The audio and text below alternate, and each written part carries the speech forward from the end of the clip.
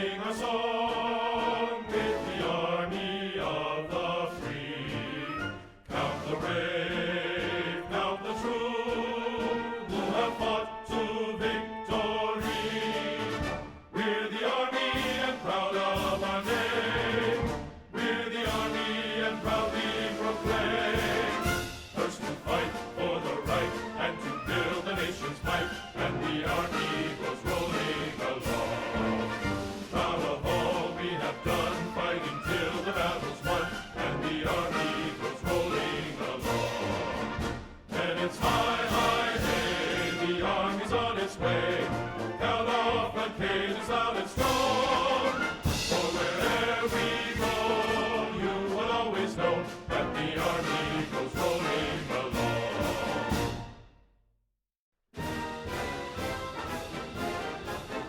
First to fight for the right and to build the nation's might, and the army goes rolling along. Proud of all we have done, fighting till the battle's won, and the army goes rolling along. And it's high, high, hey, the army's on its way. Count off the days on its run. For wherever we go, you will always know that the army goes rolling along.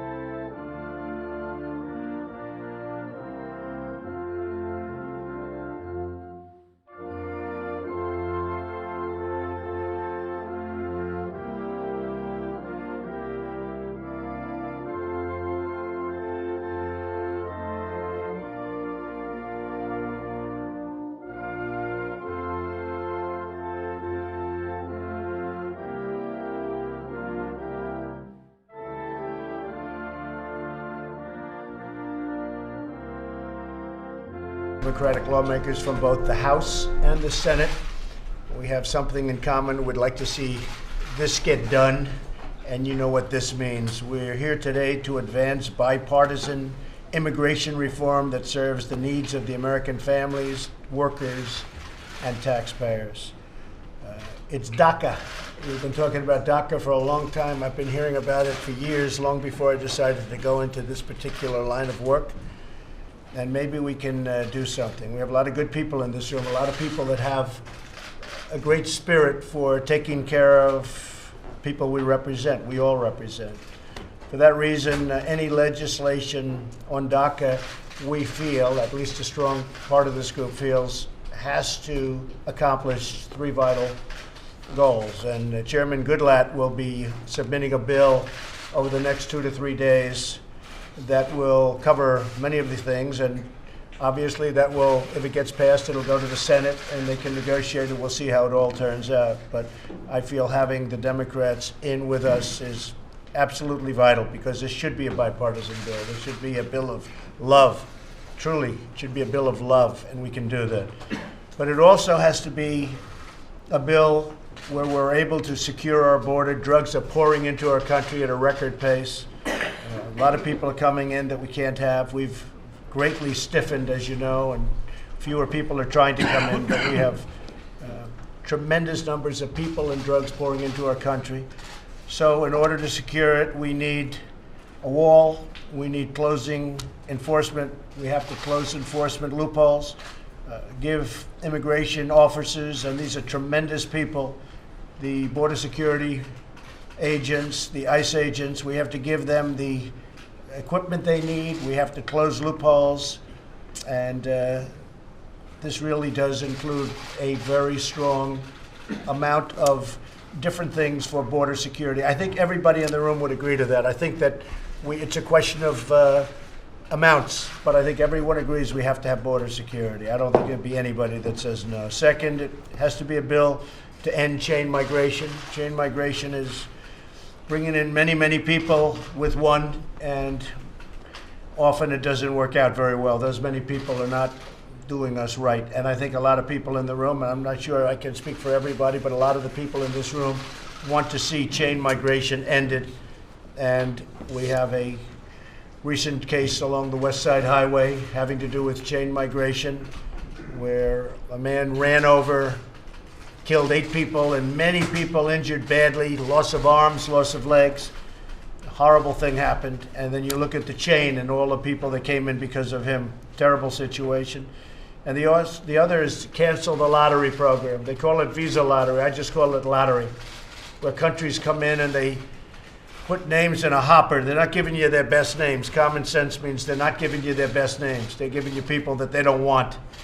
And then we take them out of the lottery. And where they do it by hand, where they put the hand in a bowl, what's in their hand are the worst of the worst. But they put people that they don't want into a lottery, and the United States takes those people. And again, going back to that same person, he came in through the lottery program. They visited his neighborhood, and the people in the neighborhood said, "Oh my God, we suffered with this man, the rudeness, the horrible way he treated us right from the beginning." So we don't want the lottery system or the visa lottery system. We want it ended. So those 3 things are paramount. These are measures that will make our community safer and more prosperous. These reforms are supported by the overwhelming majority of Americans from every standpoint, from every poll, and they're being requested by law enforcement officers. I had a big meeting with ICE last week. I had a big meeting with the Border Patrol agents last week. Nobody knows it better than them. As an example on the wall, they say, "Sir, we desperately need the wall." And we don't need a 2,000-mile wall. We don't need a wall where you have rivers and mountains and everything else protecting. But we do need a wall for a fairly good portion. We also, as you know, it was passed in 2006, essentially similar thing, a fence, a very substantial fence was passed, but unfortunately, I don't know, they never got it done, but they need it. So I'm appealing to everyone in the room to put the country before a party and to sit down and negotiate and to compromise, and let's see if we can get something done. I really think, Dick, that we have a chance to do it. I think it's very important. You're talking about 800,000 people, and you're talking about lots of other people are also affected, including people that live in our country. That's from the security standpoint. So maybe the press can stay for a little while, and a couple of folks can make statements, and I don't mind the statements. We want to have this as a very open forum. I will say, though, that I really do believe Democrat and Republican, the people sitting around this table, want to get something done in good faith, and I think we're on our way to do it. This was an idea I had last week. I was sitting with some of our great Republican senators, and we all agreed on everything. It was a great meeting, right, David, right? We had a great meeting, Tom. It was perfect. Then I said, "Yeah, but we'd like to get some Democrat support. What do they say?"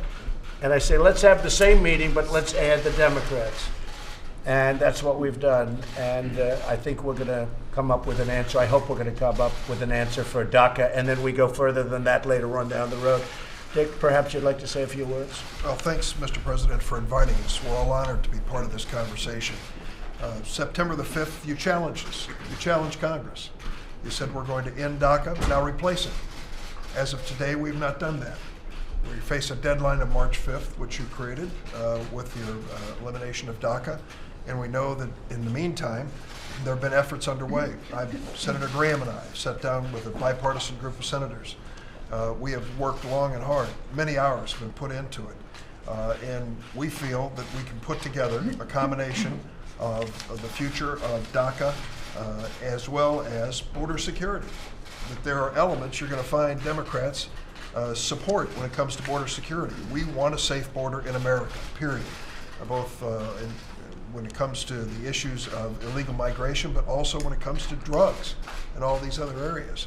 Now, I will say that there is a sense of urgency that's felt by many of us when it comes to this issue. There are many of these young people who are losing the protection of DACA on a daily basis. As of March 5th, 1,000 a day will lose DACA protection. 900 of them are members of the U.S. military. 20,000 of them are school teachers. In my state of Illinois and city of Chicago, there are 25 of them in medical school who can't apply for a residency if they lose their DACA status. So lives are hanging in the balance of our getting the job done. We've got the time to do it. In a matter of days, literally of days, we can come together and reach an agreement. And when that happens, I think good things will happen in other places, and we'll see some real progress here in Washington. I agree with that, Dick. I very much agree with that. Tom, would you like to say something? Tom Cotton. Thank you for inviting us all here. I'm glad to be here with Democrats and with House members as well. I think on this issue, there's a lack of trust and has been for many years. Lack of trust between Republicans and Democrats, a lack of trust among Republicans, most fundamentally a lack of trust between the American people and our elected leaders on not delivering a solution for many, many years about some of these problems. And I hope that this meeting can be the beginning of building trust between our parties, between the chambers, because I know for a fact all the Republicans around the table are committed to finding a solution, and I believe all the Democrats are as well.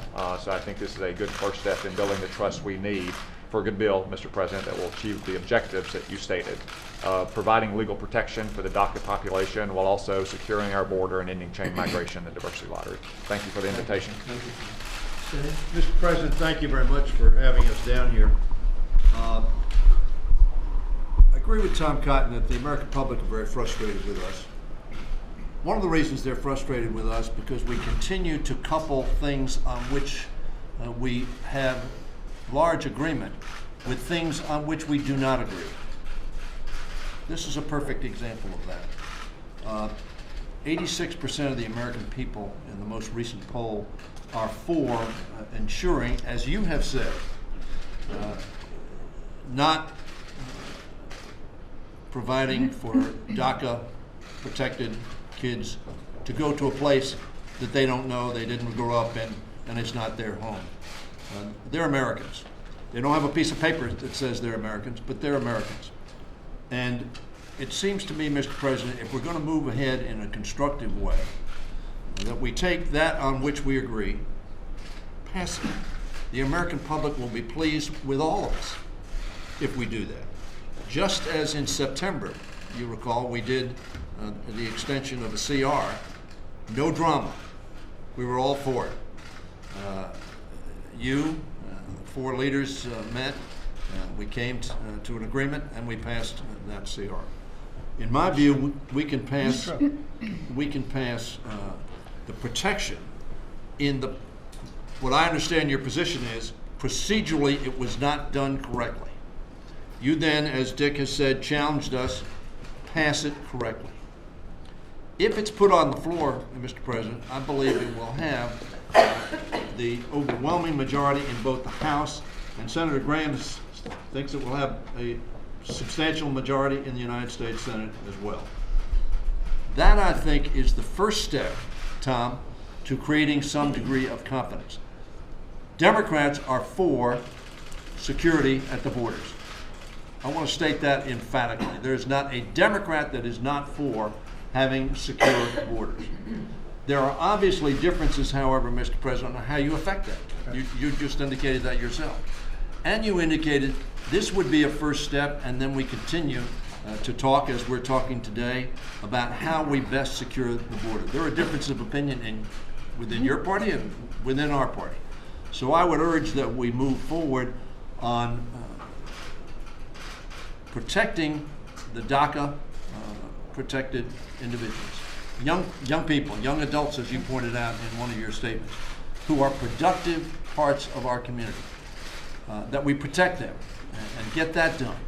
And then, because I think everybody around the table, as you pointed out, is for security, and then the issue is going to be how do we best affect that border security.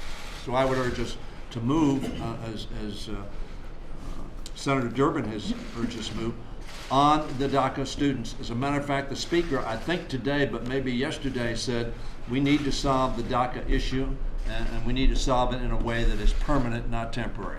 And I agree with him on that issue. And interestingly, when you say that, President Obama, when he signed the executive order, actually said he doesn't have the right to do this. And so you do have to go through Congress, and you do have to make it permanent. Whether he does, whether he doesn't, let's assume he doesn't. You said it. And that was a temporary stopgap. I don't think we want that. I think we want to have a permanent solution to this. And I think everybody in this room feels that way and very strongly. What happened, Mr. President, I think, is that the Senate passed a comprehensive immigration bill, as you know. We did not consider it in the House, so we didn't reach those issues. Very frankly, on border security, Mr. McCall, the chairman of the committee, reported out a unanimous security solution, which we then included in the bill that we filed on comprehensive immigration reform. So I think we can reach agreement. Well, I also think that after we do DACA, and I really believe we should be able to be successful, I really think we should look in terms of your permanent solution and to the whole situation with immigration. I think a lot of people in this room would agree to that also, but we'll do it in steps. And most people agree with that, I think, Dick. We'll do it in steps. Even you say, let's do this, and then we go phase 2. Kevin, what would you like to say? Well, first, I want to thank you for bringing everybody together. You got the Senate, you got the House, you got both parties. And I like the exchange of ideas. And I think everybody has a point here. The one thing I don't want to have happen here is what I saw in the past. There were former bills that were passed on border security years ago that never got finished. There were immigration bills passed that were right back at the table with the same problem. Let's make a commitment to each one, and most importantly to the American people, that when we get done and come to an agreement, that we're not back at this problem 3-4 years from now. That's why, yes, we've got to do DACA, and I agree with you 100%. But if we do not do something with the security, if we do not do something with the chain migration, we are fooling each other that we solve the problem. You know how difficult this issue is. So let's collectively work here at the table together. I'll be the first one to tell you we're all going to have to give a little, and I'll be the first one willing to.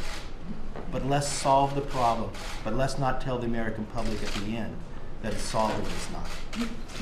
Well, I think a good starting point would be Bob Goodlatte, who has done a bill, and I understand you're ready to submit it, and you're going to take that and you'll submit, and they'll negotiate in Congress or the House, and then it goes to the Senate. They'll negotiate, both Republican and Democrat, but it could be a good way of starting. Now, if anyone has an idea different from that, but I think starting in the House might be good. You're ready? I think you're ready to go. We are. I would like to add the words merit into any bill that's submitted, because I think we should have merit-based immigration like they have in Canada, like they have in Australia. So we have people coming in that have a great track record as opposed to what we're doing now, to be honest with you. But I think merit-based should be absolutely added to any bill, even if it has to do with DACA. That would be added to the things I said. I think it would be popular. I think I can tell you the American public very much wants that. But Bob, where are you with the bill? So tomorrow, Chairman McCall and Congressman McSally and Congressman Labrador, we're the chairman of the two committees and the chairman of the two subcommittees, are going to introduce a bill that addresses the DACA concerns. And let me thank you, Mr. President, both. I was an immigration lawyer before I was elected to Congress. I want to thank you both for campaigning on securing our borders and the interior of our country, but also on addressing DACA in a way that makes sense. Don't do it ad hoc, do it through the congressional process. So you've challenged us, and we should step up to that challenge. And we're going to do it in a bipartisan fashion, but we have to put our best foot forward, and we're going to do that with this legislation. It's going to address DACA in a permanent way, not a temporary short-term thing. We're going to address the border enforcement and security and the wall. We're going to address Mr. McCall's bill. We're going to address interior enforcement, but not everything that the administration had on its list. We're going to address chain migration. We're going to end the visa lottery program. We're going to address sanctuary cities and Kate's Law. We think it is a good bill that will both address the two things our speaker told us right after you made your decision, which is we have to address the problem we have with the DACA kids being in limbo, as Dick Durbin described it, and I agree with that. But we also have to make sure this does not happen again. And Dick, and the Democrats are going to have a lot of things that they're not going to agree. You're going to talk to us about it. I just felt that this is something, it was long overdue. You'd have a meeting and you'd say, this is what we want. We'd have a meeting, and this has been going on for years. And I just, at a certain point, maybe I'll just lock the doors and I won't let anybody out until they come and agree. Michael, do you have something to say about the bill? Yeah, I've been in Congress for 7 terms. I've been trying to get this border secure for 7 terms in Congress. I think this is a bipartisan issue. I think DACA is a bipartisan issue. We have an opportunity, I think, before us to get this done for the American people. When it comes to chain migration and the lottery system, we saw 2 recent terror attacks in New York that were the result of this, I think, failed immigration policy. We'd like to see that fixed for the American people, and along with, as Bob talked about, sanctuary cities.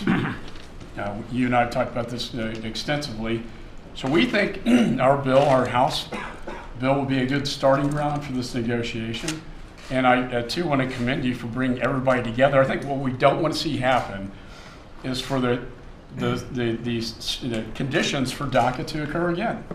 We want to get security done so we don't have to deal with this problem 5 more years down the road. So thank you, sir. Well, there are so many points of agreement, and a lot of it's common sense, and I really think we're going to come out very well. David Perdue, do you have something to say? Well, yeah, my observation is that 3 times in the last 11 years, well-intentioned people, some of whom are in this room, attempted to do what we're starting to try to do today, and we failed. And I think the difference is their mission creep ended up in an effort that became too comprehensive. And so today, my encouragement for all of us is to do what Dick has been trying to do and talks about repeatedly, and that is to limit the scope of this. And I like the idea that both sides have pressure to solve the DACA issue. But I think the bigger issue here is not just the DACA issue, but what can we do to start the path to the steps that solve this immigration problem for several reasons. There are social issues, there are political issues, there are economic issues about our workforce that have to be addressed. But limiting this to the legal immigration side and combining the balance between various solutions on DACA, Dreamers if it gets in the conversation, as well as border security and chain migration. I think therein lies the balance of a good deal that can be done. And I agree with Dick. I don't think it's going to take long to get it done if we just locked ourselves in a room and made it happen.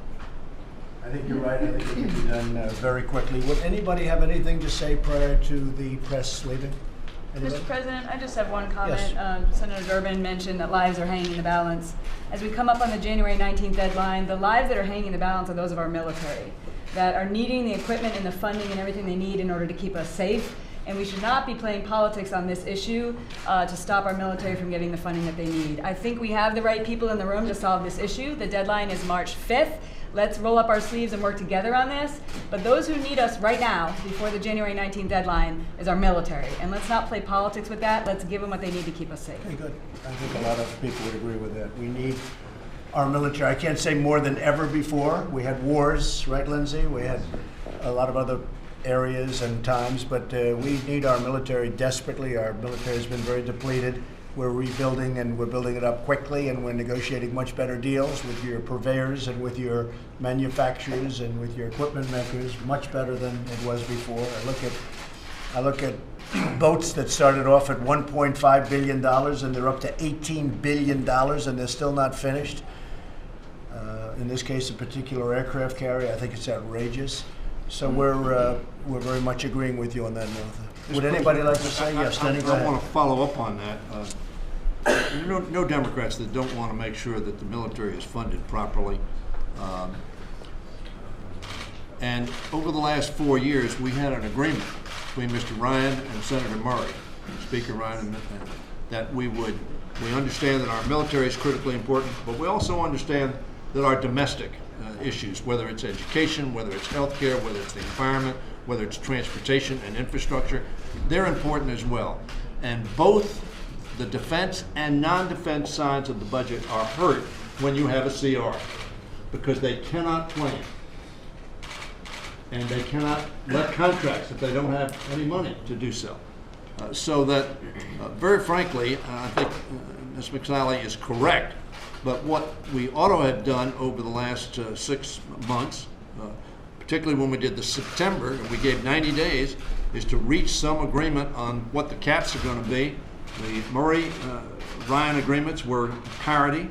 We believe that's very important. So we can get to where we should get and want to get there, but we ought to have an agreement based upon what the last 2 But times. Stenny, we when do had have to agreement. take politics out of the military. We need that military. All the other things we talk about, we're not going to be here if we don't have the right military. And we need our military, and we need it stronger than ever before, and we're ready to do it. But we have to take politics out of the military. One thing that I think we can really get along with on a bipartisan basis, and maybe I'm stronger in this than a lot of the people on the Republican side, but I will tell you we have great support from the Republicans, is infrastructure. I think we can do a great infrastructure bill. I think we're going to have a lot of support from both sides, and I'd like to get it done as quickly as possible. Yes, John? Mr. President, I too want to thank you for getting us together. You made the point last week when Republicans were meeting with you that why are we continuing to have these meetings just among ourselves when what we need to do to get to a solution is to meet as we are today, as you insisted, on a bipartisan basis. But part of my job is to count votes in the Senate. And as you know, we hosted this, the leadership at Camp David this weekend. I believe both the Speaker and Majority Leader McConnell made crystal clear that they would not proceed with a bill on the floor of the Senate or the House unless it had your support, unless you would sign it. So that's, I think, the picture that we need to be looking through, the lens we need to be looking through is not only what can we agree to among ourselves on a bipartisan basis, but what will you sign into law? Because we all want to get to a solution here, and we realize the clock is ticking. But I think that, for me, frames the issue about as well as I can. Thank you. Very well said. And, you know, one of the reasons I'm here, Chuck, so importantly, is exactly that. I mean, normally you wouldn't have a president coming to this meeting. Normally, frankly, you'd have Democrats, Republicans, and maybe nothing would get done. You know, our system lends itself to not getting things done. And I hear so much about earmarks, the old earmark system, how there was a great friendliness when you had earmarks. But of course, they had other problems with earmarks. But maybe all of you should start thinking about going back to a form of earmarks, because this system,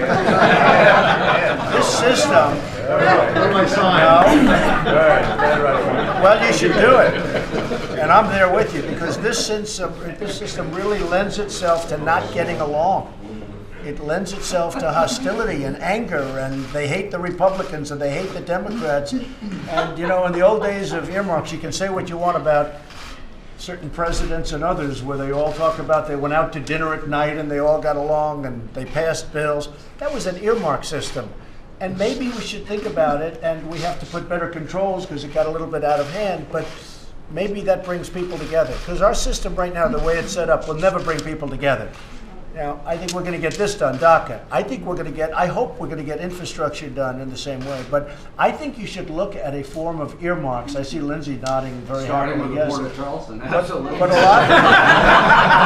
a lot of the pros are saying that if you want to get along and if you want to get this country really rolling again, you have to look at a different form, because this is obviously out of control. The levels of hatred, and I'm not talking about Trump, I'm talking you go back throughout the 8 years of Obama and you go before that, the animosity and the hatred between Republicans and Democrats. I mean, I remember when I used to go out in Washington and I'd see Democrats having dinner with Republicans and they were best friends and everybody got along. You don't see that too much anymore, in all due respect. You really don't see that. When was the last time you took a Republican out there? Why did you guys go out and have dinner? But you don't see it. So maybe, and very importantly, totally different from this meeting, because we're going to get DACA done. I hope we're going to get DACA done, and we're going to all try very hard. But maybe you should start bringing back a concept of earmarks. It's going to bring you together. You're going to do it honestly. You're going to get rid of the problems that the other system had, and it did have some problems. But one thing it did is it brought everyone together. And this country has to be brought together. Okay? We're getting the fence built. Can you believe it? The wall. Right? Hello, everybody. Good afternoon. I'm greatly honored to be here with the courageous mayors and sheriffs and local leaders from across the state of California, a great state. Each of you has bravely resisted California's deadly and unconstitutional sanctuary state laws. You've gone through a lot too, although it's becoming quite popular what you're doing. The law that forces the release of illegal immigrant criminals, drug dealers, gang members, and violent predators into your communities. California's law provides safe harbor to some of the most vicious and violent offenders on earth, like MS-13 gang members, putting innocent men, women, and children at the mercy of these sadistic criminals. but we're moving them out of this country by the thousands. MS-13, we're grabbing them by the thousands, and we're getting them out, Kevin. We're also joined by Attorney General Jeff Sessions. Jeff, thank you. The Secretary of Homeland Security, Kirstjen Nielsen. Secretary, thank you very much. I know you folks are keeping busy, right? Keeping busy at those borders. And Deputy ICE Director Tom Homan, who's going to be leaving us soon for a life of retirement, but there's no such thing as retirement for Tom.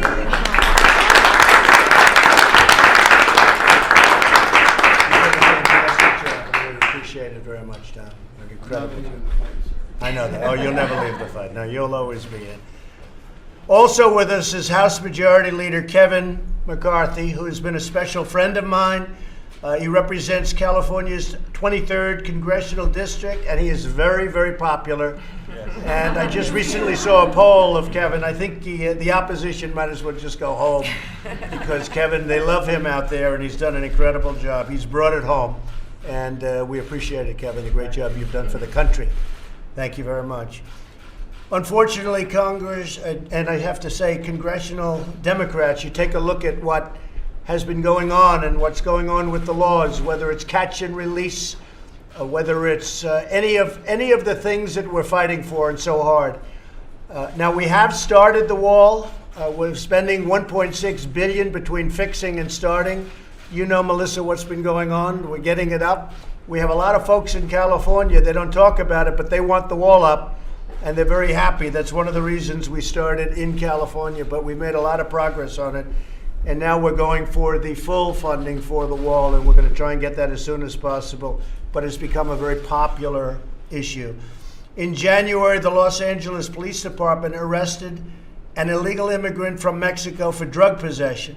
Instead of honoring the ICE detainer, they set him free. Just a few weeks later, he was arrested again, this time for murder.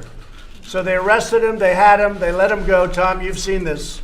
They let him go, and he killed somebody. And it's happening more and more. And we get him out as fast as we can. We have the worst laws anywhere in the world for illegal immigration. There's no place in the world that has laws like we do. Catch and release. Think of it. We catch somebody. We find out they're criminals. We end up having to release them, and they go into our society. Now, we do the best we can, I'll tell you. We do better than anybody, and our numbers are much better than in the past, but they're not nearly acceptable and not nearly as good as what we could have. We're down 40% from those other standards. So that's really good, meaning 40% crossings. So that's good, but we can do much better. Part of the problem that we have is our economy is so strong that people are pouring up to get into our economy. They want a piece of our economy, and that makes the job even tougher. But we want people based on merit. We want people to come into our country based on merit. We're not looking to keep them out. We're looking to bring them in. We need them. We have companies moving back into the United States like never before. Chrysler's opening up now in Michigan. We have so many companies actually coming from Mexico even and coming back in. So we want people coming in based on merit.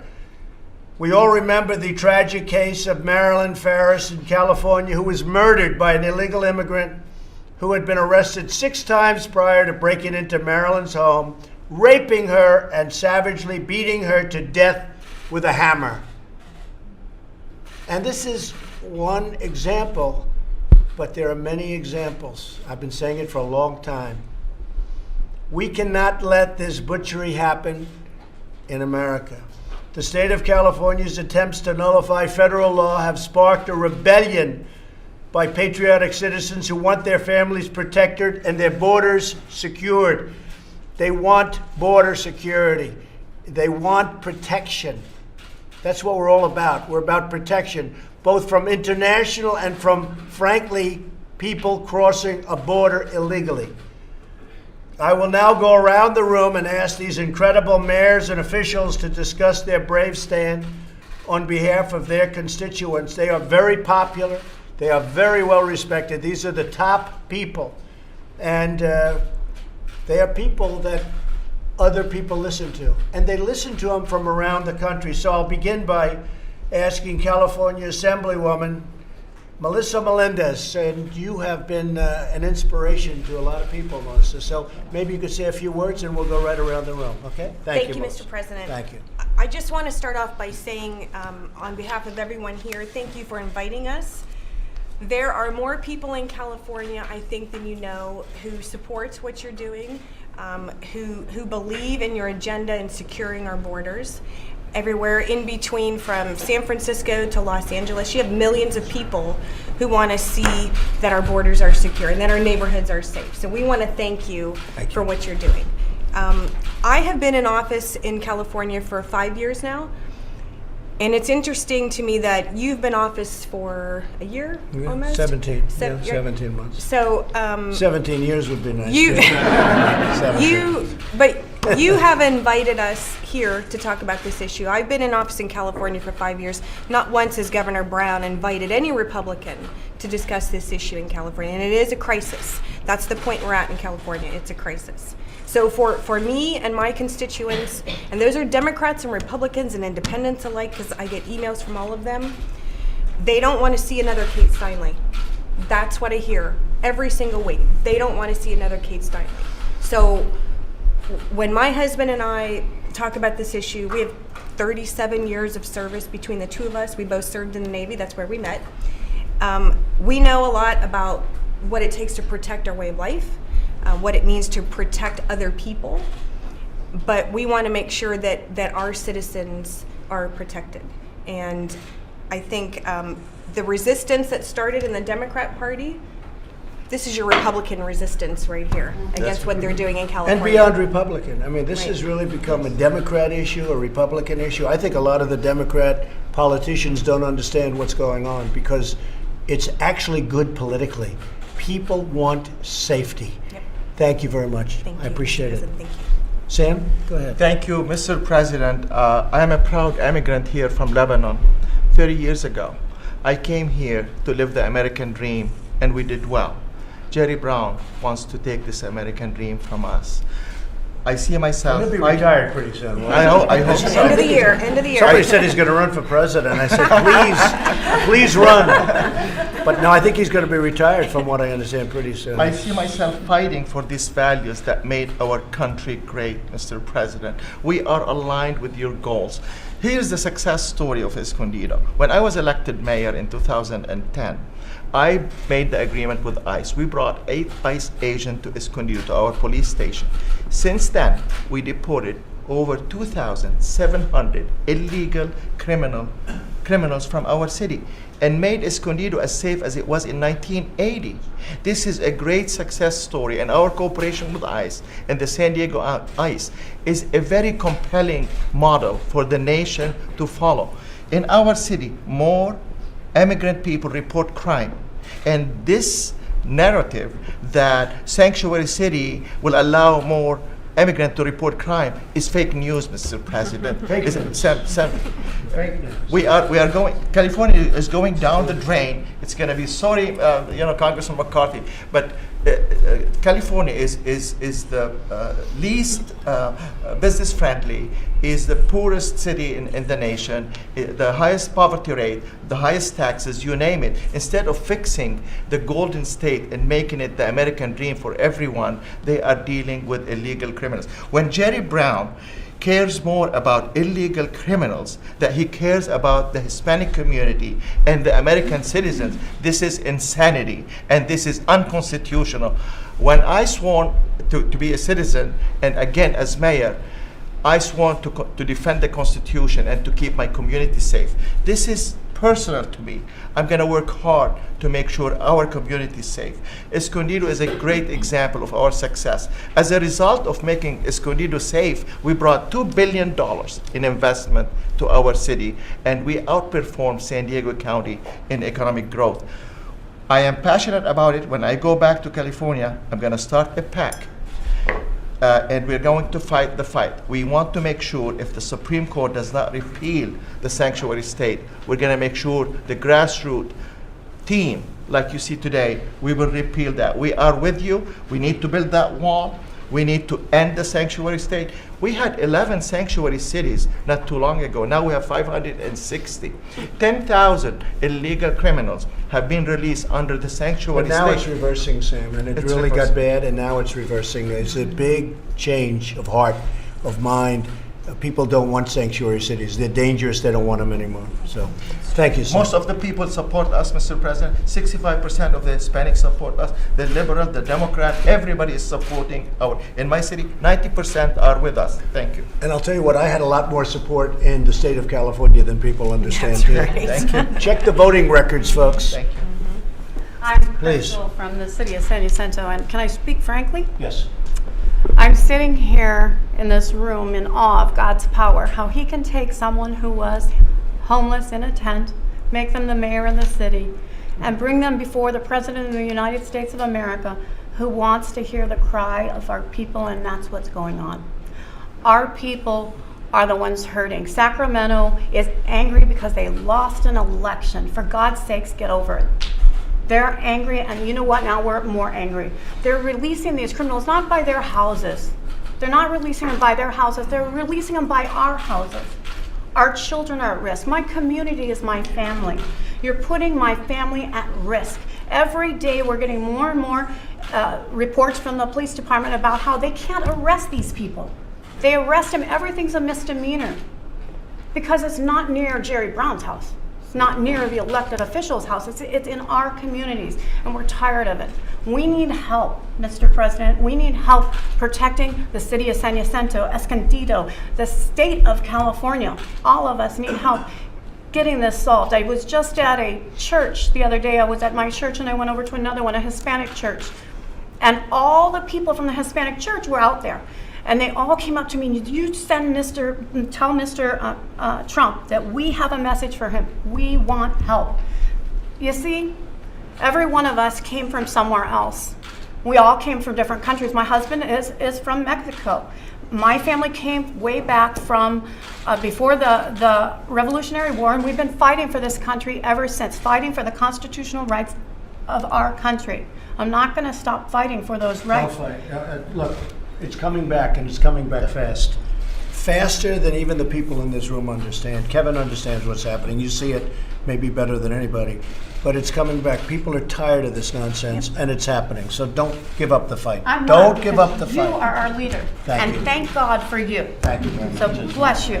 And yours is an amazing story. Thank you. Very Thank good. you. Thank you. Sheriff?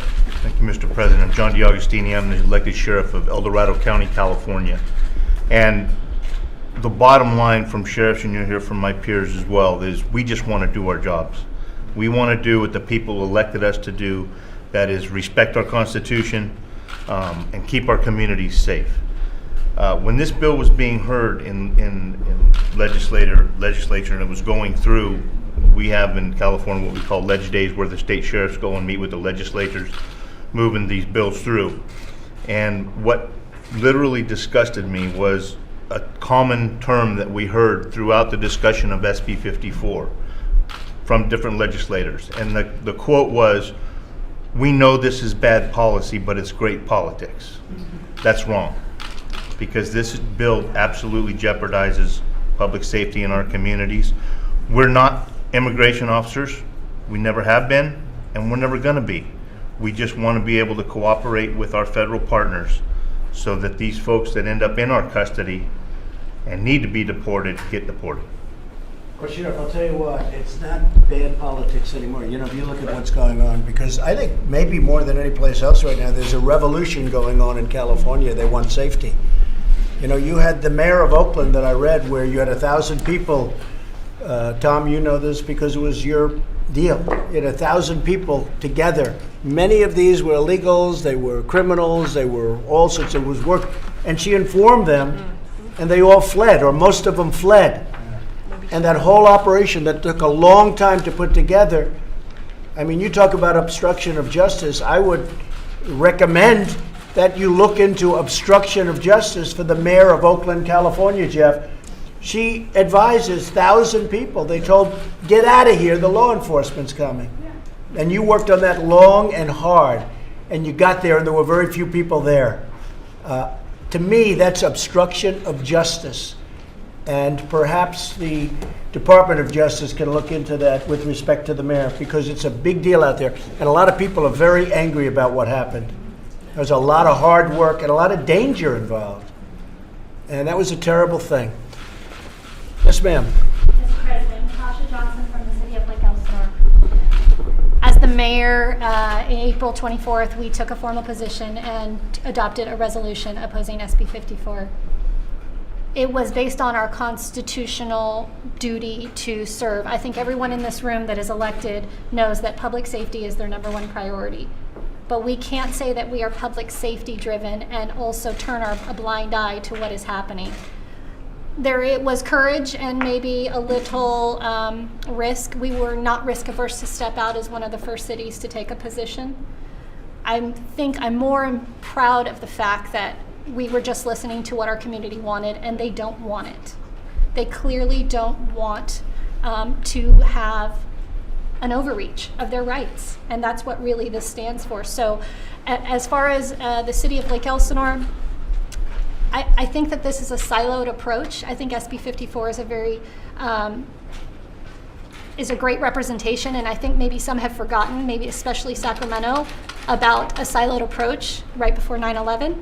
And some of the things that we really can look back in history and see. It's going to take a multi-agency approach. It's going to take a coalition, a revolution, whatever you want to call it. But I'm completely impressed with the room and what we stand for. This isn't a fight. This is a battle. This is a war. And I know that we have a lot of work to do. This is just the beginning. We're going to do it. Thank you very much. Thank you. Secretary Nielsen, would like to say something? Mostly just thanks. I want to thank you for your leadership, sir, in bringing us all together, but in also recognizing what a very important issue this is. And this week, as many of you know, we celebrate Police Week, and we celebrate law enforcement. Everyone in this room is an enforcer of the law, and I thank you for that, and I thank you for your leadership. When states are turning their back on the U.S. Constitution and their communities, you are standing up. And we greatly, greatly appreciate your partnership. I know Director Homan will give us more details on the dangers of sanctuary cities, which you're living, as do our officers and folks who work at ICE and other parts of the federal family. But I just want to hear from you and just thank you. Thank you for your partnership and for standing up for your communities. Thank you. Thank you. You're doing a good job, and it's not an easy job. I know what you're going through right now with families is very tough, but those are the bad laws that the Democrats gave us. We have to break up families. The Democrats gave us that law. It's a horrible thing. We have to break up families. The Democrats gave us that law, and they don't want to do anything about it. They'll leave it like that because they don't want to make any changes. And now you're breaking up families because of the Democrats. It's terrible.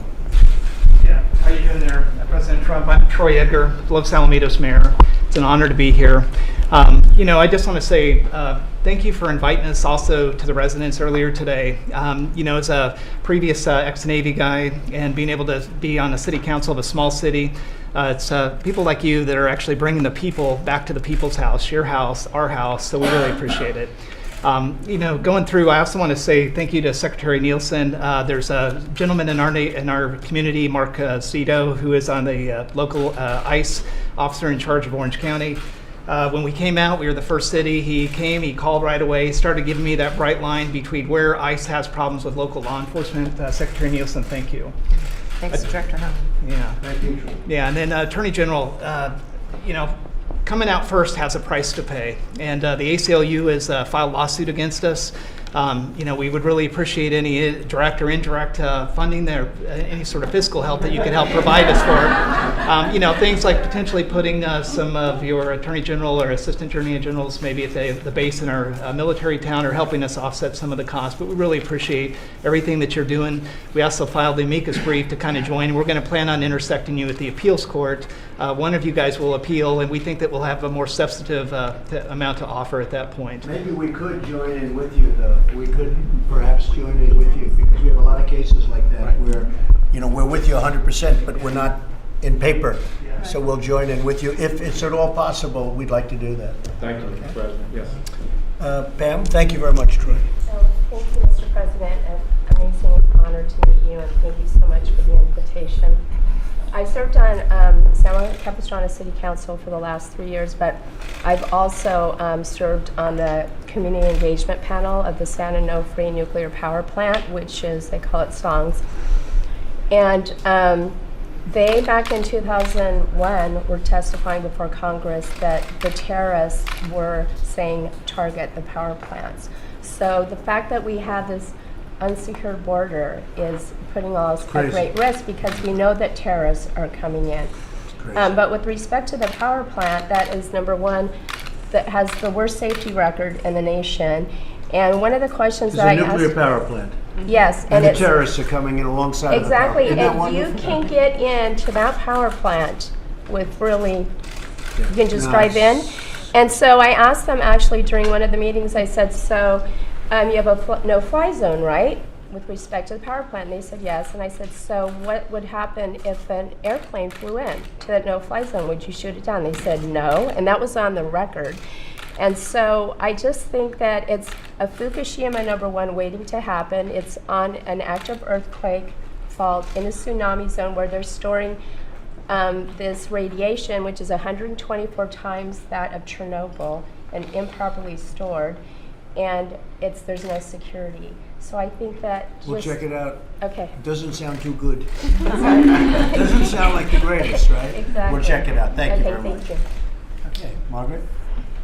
Thank you, Mr. President. You know, sheriffs in California are now in an untenable position when it comes to trying to figure out, now we have state law, we have federal laws, and here we are stuck in the middle.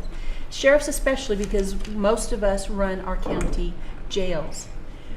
When there became a legal challenge to the 48-hour holds for ICE, it was very frustrating for us. So what I did is I invited ICE to put their officers in my jail so they're able to do their work.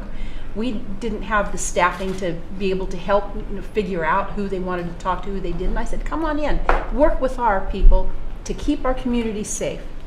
2 weeks later, Mr. President, Kate Steinle was murdered. Yeah. Now, I wasn't the only sheriff to do that. Sheriff Youngblood did, Sheriff Christensen, and it was perfect because we didn't have to take our time with our staff to do anything. ICE was in there doing their work in a safe, controlled environment, and then the initiatives started happening. The Trust Act, the Truth Act, and finally SB 54, the Values Act. And that is causing us all kinds of turmoil.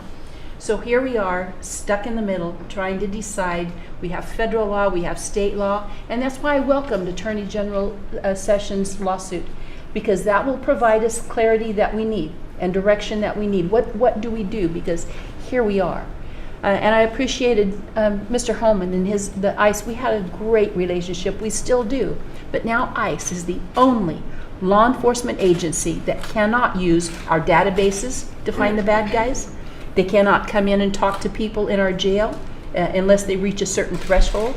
They can't do all kinds of things that other law enforcement agencies can do. And it's really put us in a very bad position. It's a disgrace. And we're suing on that, and we're working hard, and I think it'll all come together. Because people want it to come together. It's so ridiculous. The concept that we're even talking about is so ridiculous.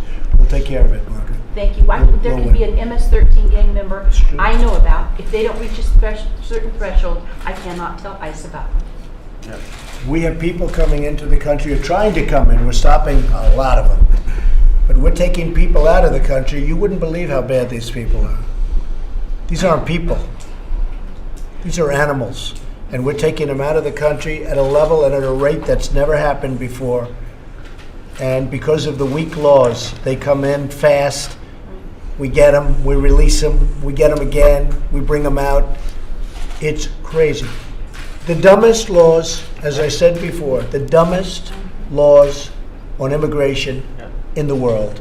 So we're going to take care of it, Margaret. We'll get it done. We're going to ask that man right there because that man can do it. Right now he's the most important man in the room. Kevin can do it. Kevin, please. Well, first of all, I want to thank all of you because most people around the country do not realize how your hands are tied behind your back. The only thing you want to do is to have safe streets, safe neighborhoods, and protect your communities. And for California legislature to go against the Constitution, One of the greatest strengths of this nation, we're fortunate to be in this room, is the rule of law. They are breaking down society by breaking down the rule of law. That you have a known criminal that you can't communicate with ICE about.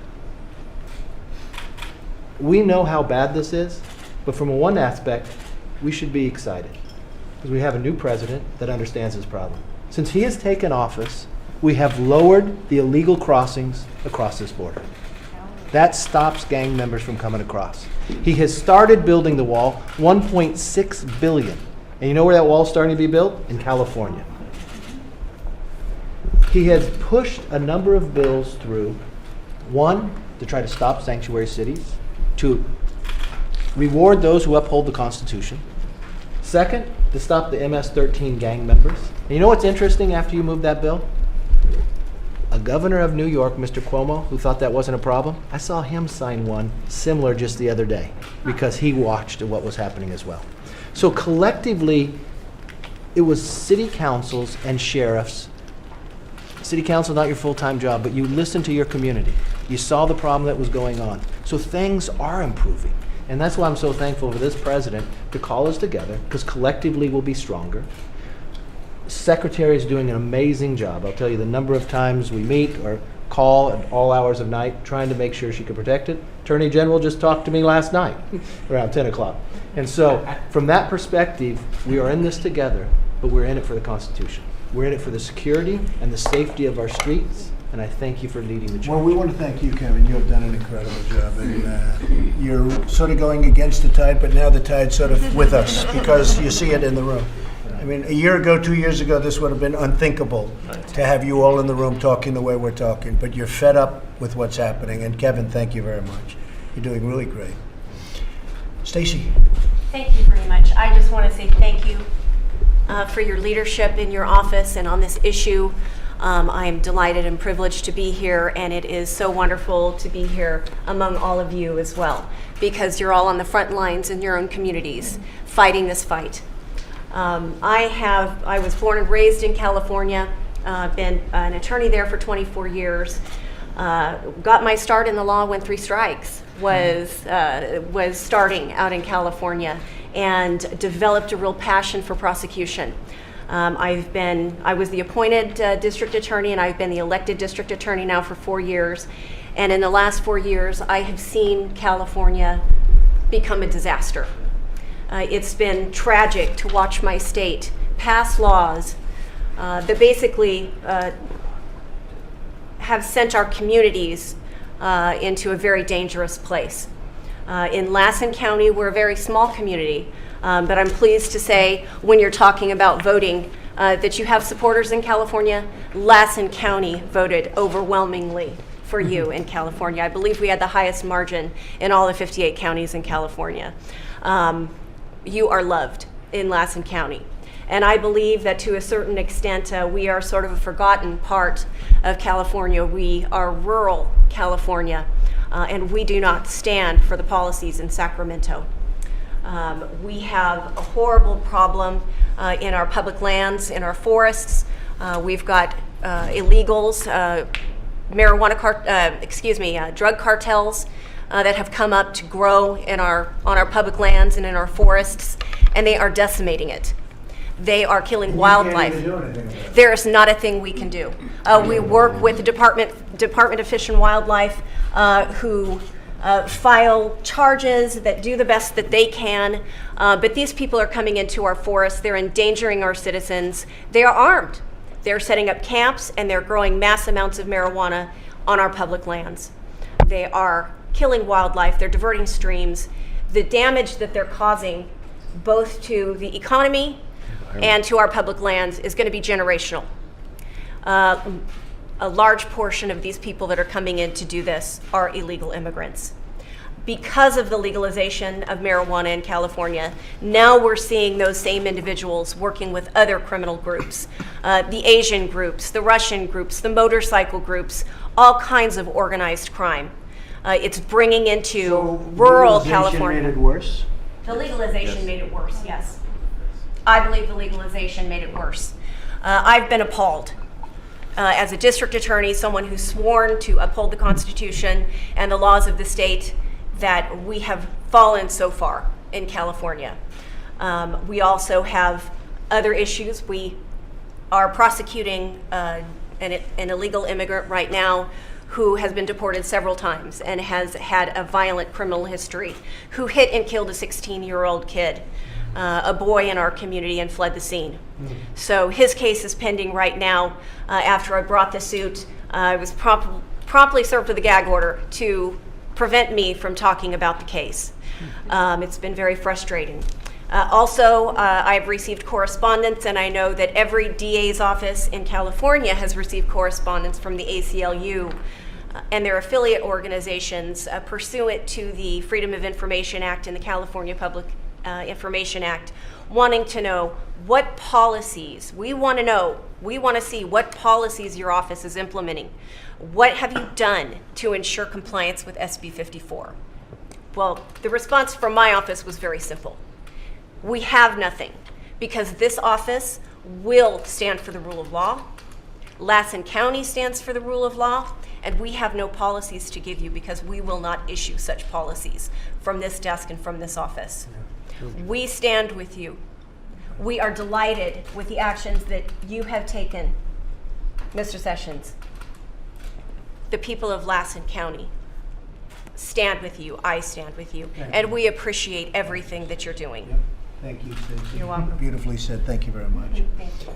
Tom? First of all, Mr. President, I want to thank you for having this meeting today, this roundtable. We appreciate your leadership on this issue. The Secretary, I appreciate your leadership and how you support law enforcement and the rule of law. And AG, I can't say enough good things about what you've done for law enforcement. You know, I hear a lot of things today about sanctuary cities and the wall. I'm not the smartest guy at this table by any means, but sanctuary cities, they want to take the Attorney General on and get their funding, even though they violate federal law, to keep criminal aliens in, but they don't want a wall to keep them out. To me, that's just backwards. And I just want to spend a minute separating fact from fiction, please. I hope the American people can understand the fight about sanctuary cities. And I appreciate the American patriots in this room that have joined this fight, which is a good fight, it's a right fight. The intentional mismessaging of sanctuary cities and what they do. I hear they protect immigrant communities, and they don't. It's a complete opposite. When you release a criminal alien from a jail, they're going to go to the very communities in which they live and reoffend. Anybody can Google recidivism rates. Over half reoffend the first year against the very immigrant communities in which they live. So you're not protecting the immigrant community, you put them at greater risk of crime.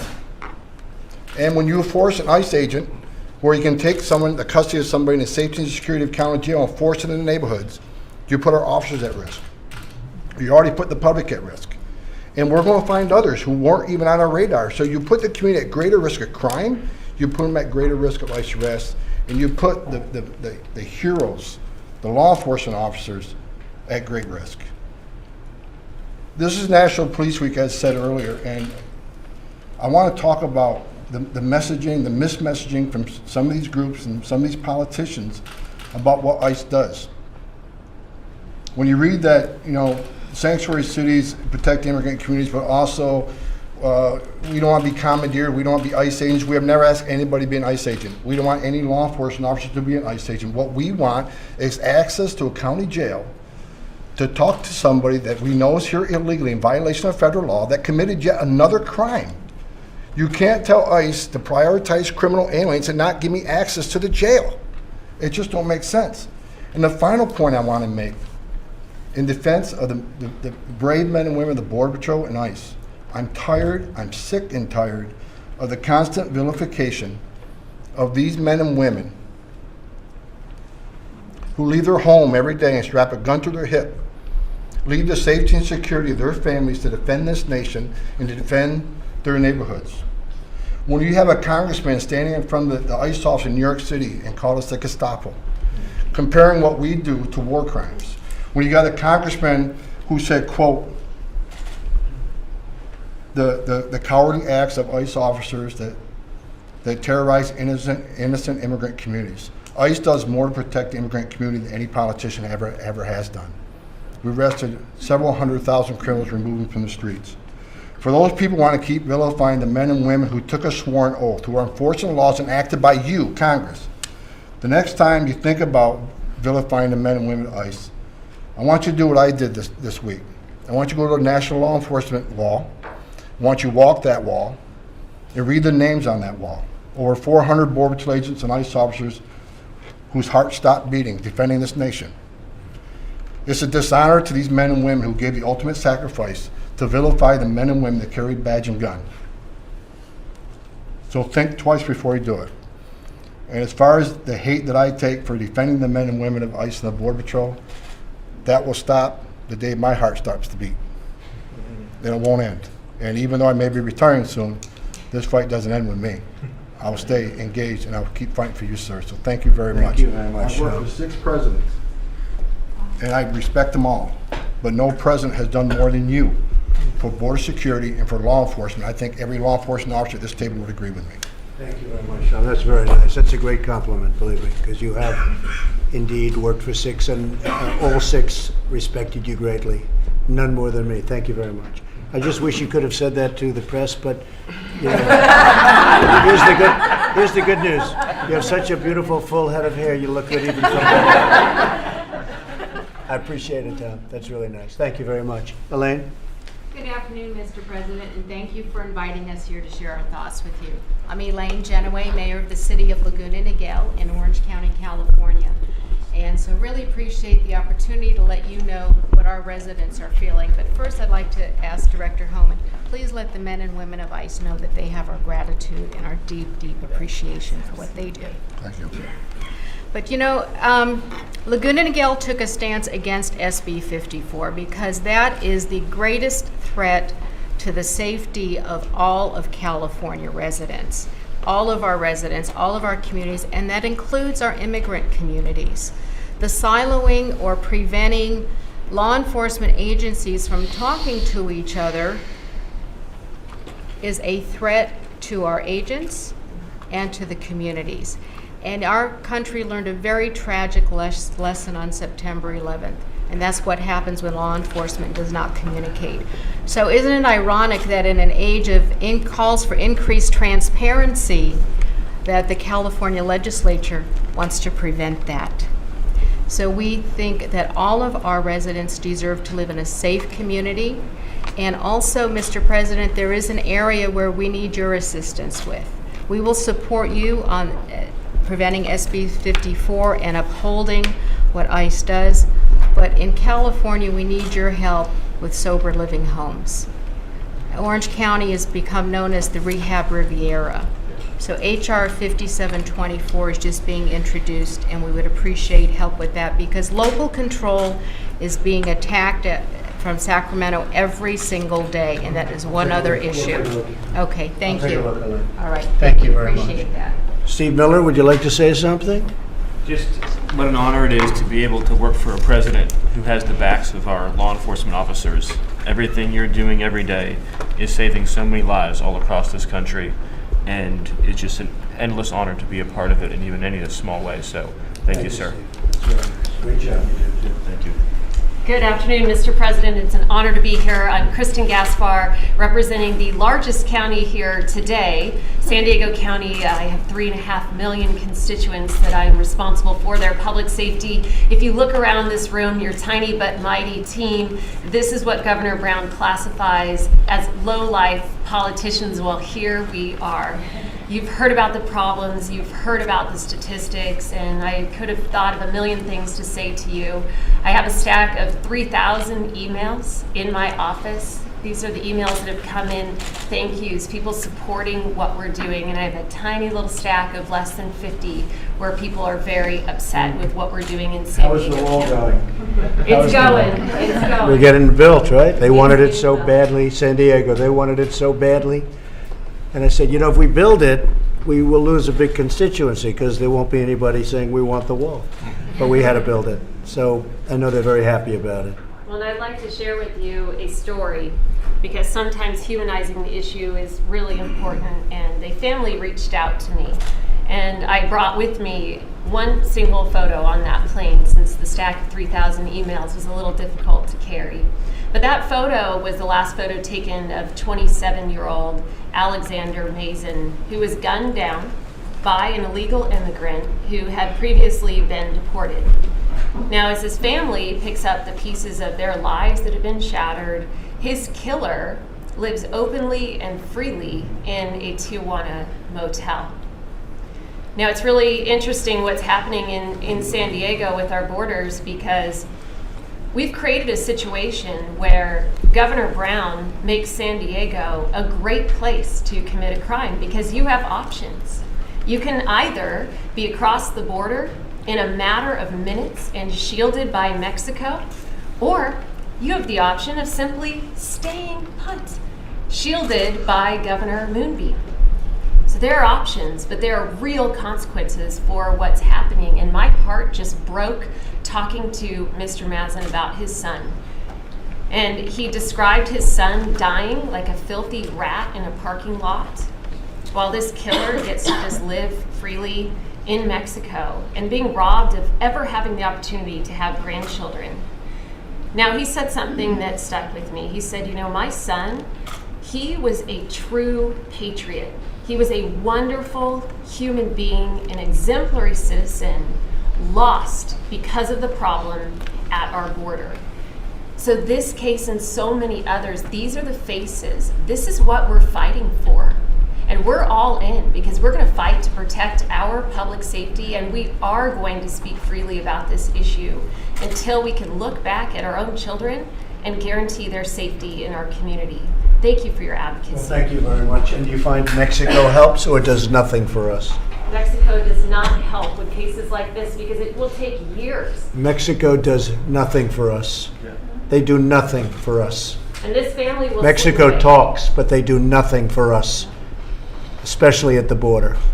Certainly don't help us much on trade, but especially at the border, they do nothing for us.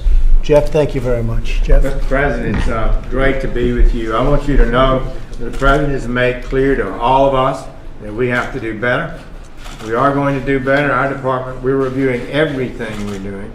We're going to probably have twice as many prosecutions, add a whole bunch of judges, and do the things that we can to move this agenda forward. But I want to tell you, in my opinion, having been here in a lot of battles over this issue, this year, Kevin, and I know you and I were talking about it, could be the year. This is the year that we have to move Congress. I've always said Congress will pass anything as long as it doesn't work. If you come up with a bill that will actually improve our sheriffs and our ICE officers and Border Patrol officers' ability to do their job, to deport people who've entered illegally, then they object and we seem to come up short. This time, let's don't come up short. We've got a leader. He can articulate this message effectively, and if we all get behind our leader, we'll get something done this year that's historic. Thank you, Jim. Thank you very much. Mr. President, Ray Grangoff, Deputy with Orange County Sheriff's Department. Thanks so much for fighting for law enforcement. It's much appreciated. For us, as the mayor said, the biggest issue with SB 54 is not being able to communicate with law enforcement partners. We need to be able to talk. And since 9/11, we have done a great job of opening up the communication at the local, state, and federal level and addressing our shared threats. And in communicating with ICE, we were able to address the shared threat of getting criminal offenders off our streets. We had a 287G program in Orange County where we were able to screen all our inmates, and some of those people that we were able to identify were people that weren't even yet on ICE's radar because they were just new to the country. And so we were able to put them on our ICE's radar and get them out of here. One of them that stands out was back in October 2016, a 21-year-old that was in jail on child molestation charges. We screened that person and we were able to alert ICE, and now that person is serving time and will be out of the country. But that goes away with SB 54, and we're not able to talk, and that is not a good thing. We need to address those shared threats. So we will reap these bad policies that have been sown, but the lawsuit and what your administration is doing to fight that is a huge help. So keep it up, and thank you so much. Thank you very much. I appreciate it. Hi, Julie Hackworth McIntyre, City of Barstow. We have the longest cul-de-sac. The National Training Center is 27 miles from the City of Barstow. When we joined the amicus brief, we recognized that myself and my council members was that federal law reigns over immigration, not the state. What is happening and listening around this table of what's happening in other communities, I haven't had anything personal from the ICE of illegal immigrations yet, but I know it's coming because we can't enforce anything. Crime rate is up in California, and it's going to continue to rise as long as these policies are blanketed across California. And they're not talking to the small communities. We talk to our citizens every day. They're afraid. We have the crime rate in the nation is way down, but in California it's up because of the ridiculous laws. Yes. Go ahead. And I just appreciate, Mr. President, for you here listening to our concerns, listening to, it's going to take all of us, and I think we're ready to make the fight to California to say enough's enough. We're done. The blanketed policies across California aren't working. So we need help. I'm glad that you're making this fight known. We appreciate everyone in your staff and your administration helping and pushing through to make sure that our communities are safe. Thank you very much. Appreciate it. Thank you. Mr. President, I'm Ward Kusamoto from the tiny town of Los Alamitos, and we were first and we were boldest. And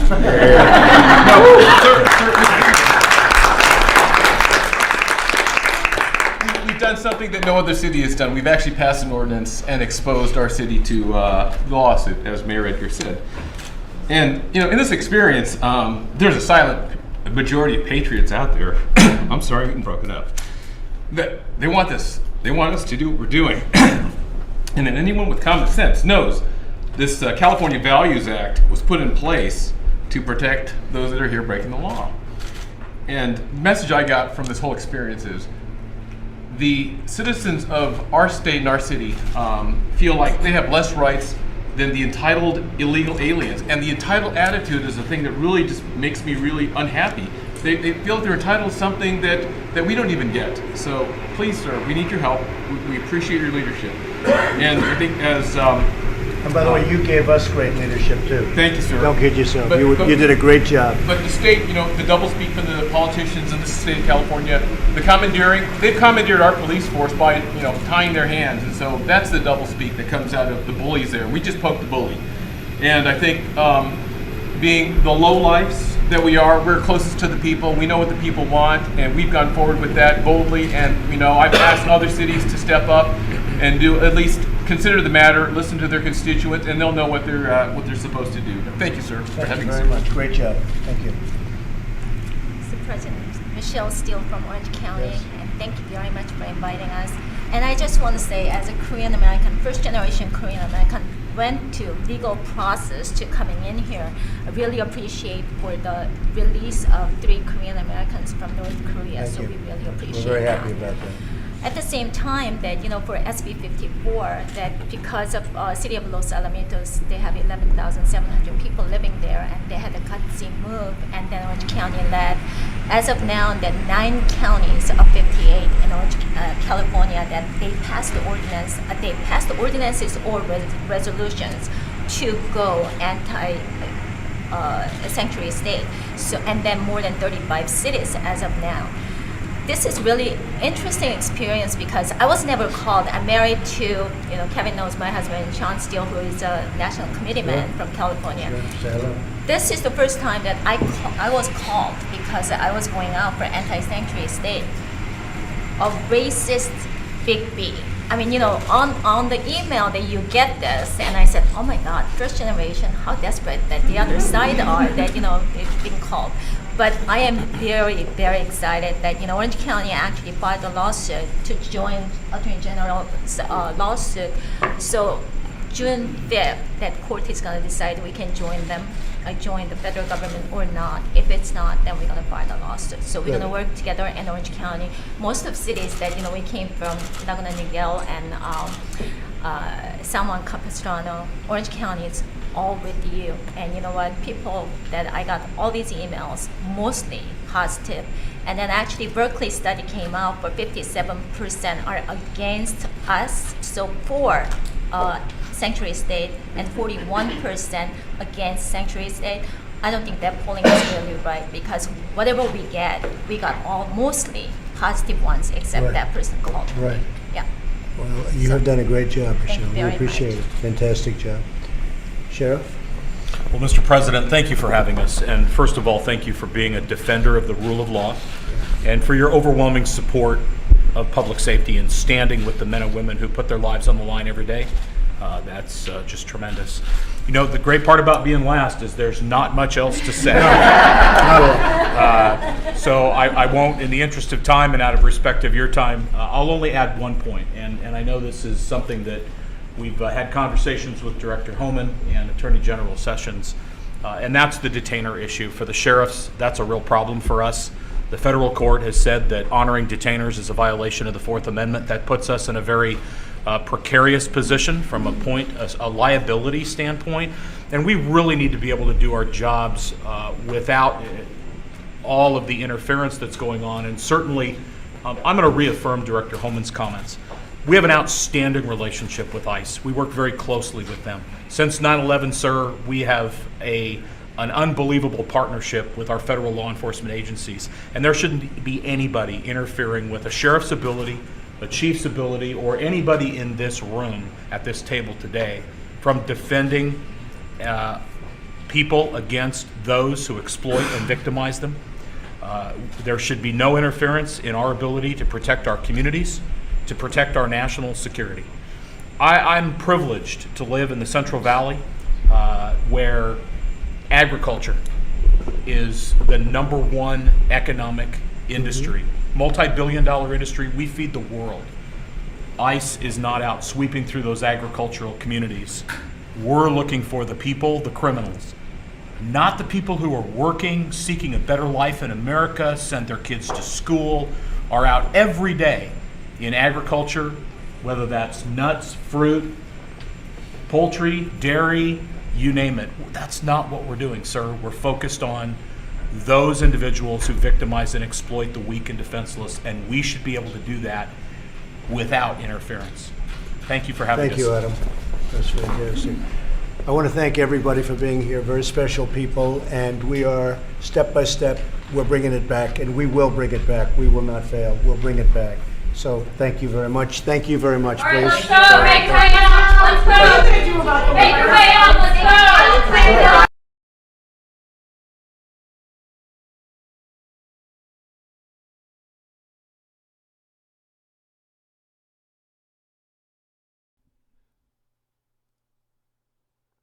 All right, folks, thank you very much for joining us and choosing us as your stream of choice. As you guys saw, there's a bunch of cities here in California that are fighting against the sanctuary state policy. More and more are starting to pop up. A lot more patriots are going and letting their elected officials know that we do not want sanctuary state, sanctuary city policy, or anything else in between. As you guys heard, the wall in the area of San Diego is being built, so that's in process right now. And as you guys might have seen, might have not seen, California is doing a big shift right now.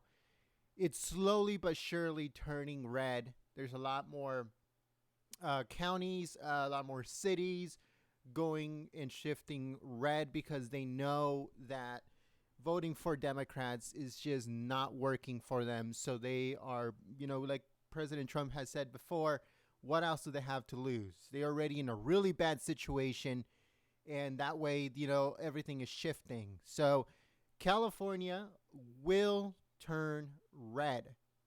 That is just a given. Mark our words, folks. California will turn red in November.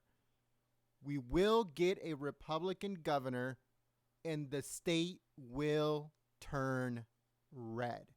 So stay tuned for that. Thank you very much for watching. My name is Jen. I'm from Golden State Times. Make sure that you guys smack the like button. If you guys subscribe, if you are new, we welcome you. Also, make sure to share this video on social media. Let people know what's going on in California.